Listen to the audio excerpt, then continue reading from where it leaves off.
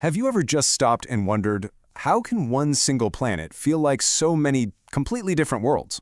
We're going to break down the simple, yet super powerful rules that explain why some places are absolutely scorching, while others are just frozen solid. So, let's dive right in. Really think about it for a second. You could be packing a swimsuit for one trip and a heavy parka for the next, and you haven't even left Earth. So what gives? What's the secret behind all this variety? Well, it all kicks off with one big idea. And that big idea? It's climate. Now, we're not just talking about whether you need an umbrella today. Nope. Climate is the long game. It's the usual weather a place gets over a really, really long time. To get a grip on it, we've got to start our journey at the one place that pretty much calls all the shots. All right, so where are we headed? We're going straight to the equator. You know, that imaginary belt wrapped around the middle of the Earth. This spot is basically ground zero for understanding why some places are hot and others aren't. Because when it comes to climate, the #1 rule is location, location, location.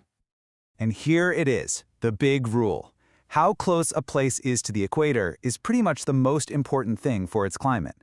But why? What's so magical about this invisible line? Well, it all boils down to how the sun's rays actually hit the planet. Okay, picture this.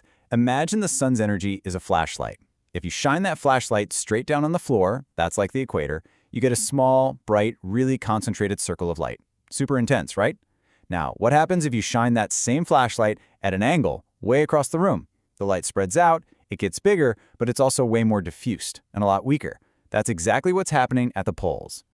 So, what's the result of that super direct, powerful sunlight?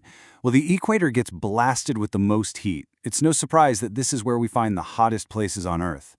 And all that heat and energy fuels these incredible, lush, sprawling tropical rainforests. We're talking about entire ecosystems just exploding with life, all thanks to that constant, direct solar power. Okay, so we've checked out the hot spots. Now, let's take a trip. We're going to move away from the equator and head towards the total opposite, the icy extremes of the planet, to see that flashlight effect in action from the other side. And it really is all about that beautiful, simple curve of our planet. The further you go, north or south, the more slanted those sun's rays become. And it's a simple equation, right? Less direct sunlight equals less energy, and less energy means colder temperatures. And the ultimate consequence of that curve? You guessed it, the north and south poles. This is where the sun's energy is as spread out and weak as it gets. The conditions are so extreme that huge parts of the planet are just permanently frozen, locked in ice and snow. So just how cold can it get? Yeah, this cold.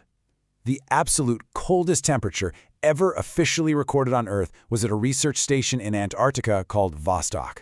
Get this, minus 89.2 degrees Celsius. That is just mind-blowingly, unimaginably cold. So, we've got our main rule down. Your distance from the equator is key. But you've probably already thought of some exceptions, right? It can't be that simple. And you're right. There are a couple of other big players that can totally change the game and create some really surprising climates. Let's dig into those. So what are these game changers? Well, there are two big ones. First, how high up you are, your altitude. And second, how close you are to a big body of water, like the sea. These two things can take that main rule and just flip it on its head for a specific area. All right, let's tackle altitude first. This one's actually pretty predictable. Imagine you start climbing a mountain. For every 300 meters you go up, the temperature drops by about 2 degrees Celsius. It's like a formula. And this simple rule leads to some really wild situations, even in the hottest parts of the world. The perfect example? Mount Kilimanjaro. This massive mountain is in Tanzania, practically on the equator. It should be hot, right? But it is so incredibly tall that its peak is always freezing. It's covered in snow and ice all year long. Just think about that. It's like a little piece of the Arctic sitting in the middle of the tropics. Okay, on to our second big factor, the sea. Water is amazing at storing heat. Land, it gets hot fast and it cools down fast. But the ocean is different.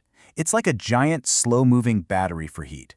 So in the summer, it soaks up heat and keeps coastal places from getting too scorching. Then, in the winter, it slowly releases that heat, which keeps those same places from getting too cold, especially compared to spots way inland.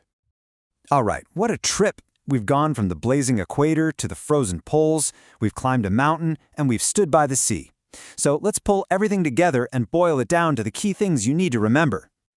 When you get right down to it, it's all about these three things. You've got your number one rule: how far are you from the equator? Then you have your two big wild cards: how high up are you, and how close are you to the sea? Those three questions, they pretty much explain almost all the different climates you'll find on Earth. So, let's bring this all home. Think about where you live, right now. How do these rules apply to you? Are you close to the equator or far away? Are you up in the mountains? Or can you smell the sea from your house? Now you have the tools to be a climate detective for your own backyard. So go on. What's the biggest thing that shapes the world right outside your window?